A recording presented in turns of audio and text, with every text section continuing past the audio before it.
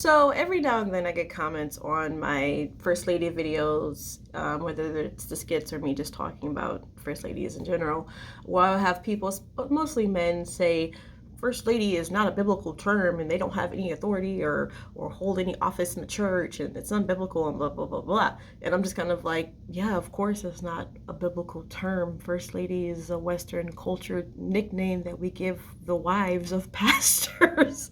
Like of course it's not a biblical term. Now, as far as an office or having some type of leadership position, that just depends on the church and how it's run. Now, if you have a church where you don't have the pastor's wife or women do anything or whatever else, fine, sure, I have no issue with that. If that's how y'all work, that's how y'all work. I do have to say, hold on, stop, pause. We are at a stop sign when you say that a pastor's wife has no influence in the church.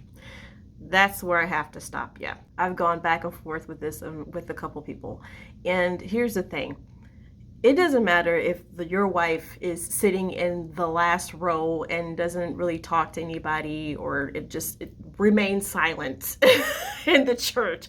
Like, you want to take that scripture as literal as possible, does nothing but be silent in the church, whatever. She still has influence in the church, whether you like it or not, because she is a reflection of you. You are on the pulpit. People are watching you preach and teach, and they want to know, they want to make sure, they want a confirmation that what you preach is actually how you live, and also in your home life. And who represents your home life the most? Your wife. She is a reflection of you. They're going to be looking at her and judging her to make sure she's also following the word, because you are the pastor of the house. And if your wife isn't following what you're preaching and teaching and being an example of what a good wife should be, then they're going to look back on you and think something is wrong with you or your teaching or whatever else.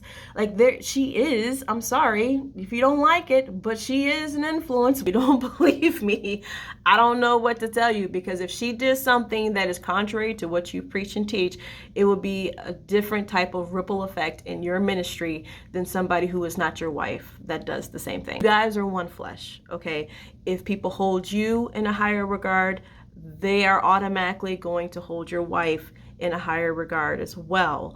I'm not saying on the same level as you, so don't go crazy. I'm not a feminist or whatever else.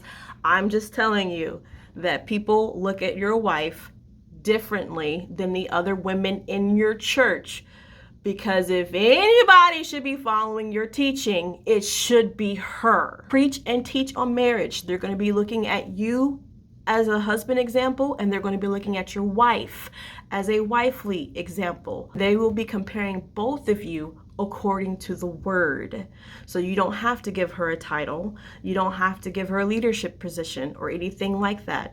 But to say that she doesn't influence your church, that is insane. She does.